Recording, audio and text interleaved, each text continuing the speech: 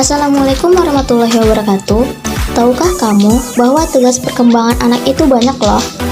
Kali ini, kami dari kelompok 10 akan menjelaskan tugas perkembangan anak dan peran konselor dalam proses bimbingan konseling. Di sini, pemateri pertama itu ada Anissa Fitri Marpaung, pemateri kedua ada Walhawa Nadana, pemateri ketiga ada Cici Pangesti. I got so much motherfucking design on right now. Break it down, bring it back, make it clap. I got 3 old thoughts, new block, wear that thing. Bitches on my line, and you know they come straight. Hold up, what it not, 45, scope it cash like whoa. How you fucking with these hoes up? 3, 2, 1. Baik, di sini kita akan membahas tentang tugas-tugas perkembangan pada anak. Tugas perkembangan merupakan suatu tugas yang muncul pada periode tertentu dalam rentang kehidupan individu, yang apabila tugas itu dapat berhasil dituntaskan akan membawa kebahagiaan dan kesuksesan dalam menuntaskan tugas berikutnya. Sementara apabila gagal, maka akan menyebabkan ketidakbahagiaan pada diri individu yang bersangkutan.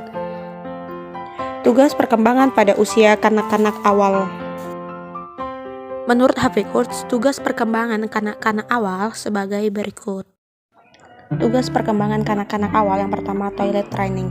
Hafid Hurst berpendapat, toilet training is the first moral training that child receives. The stem of the first moral training probably presents in the child's later character.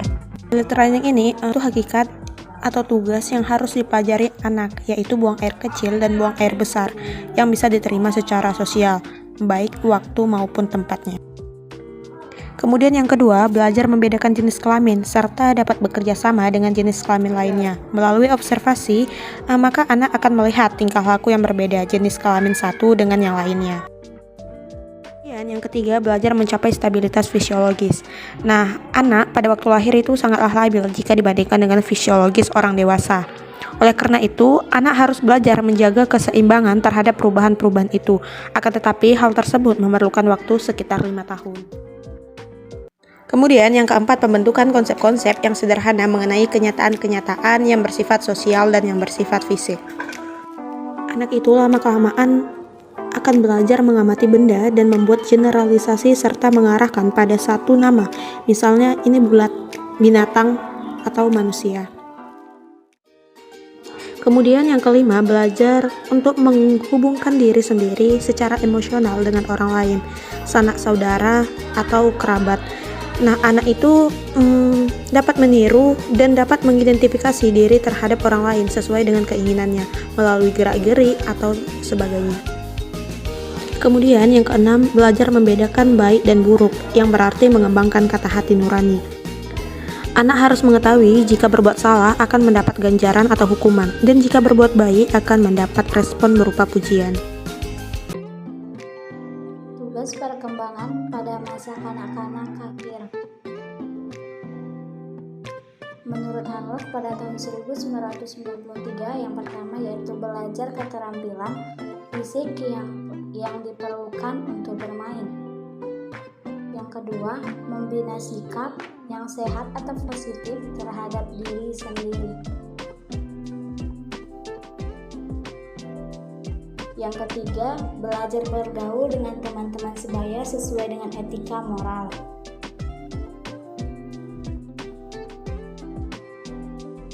Yang keempat, belajar memainkan peran sesuai dengan jenis kelamin. Yang kelima, mengembangkan dasar-dasar keterampilan membaca, menulis, menghitung. Yang keenam, mengembangkan konsep-konsep dasar yang diperlukan. 7. Mengembangkan sikap objektif, baik positif dan negatif. Yang kedelapan, belajar mencapai kemerdekaan atau kebebasan pribadi. Baik, untuk yang terakhir kalinya kita akan membahas tentang peran konselor dalam bimbingan konseling. Nah, di sini peran konselor ada 3. Yang pertama yaitu ada preventif, yang kedua ada kuratif, dan yang ketiga ada pengembangan.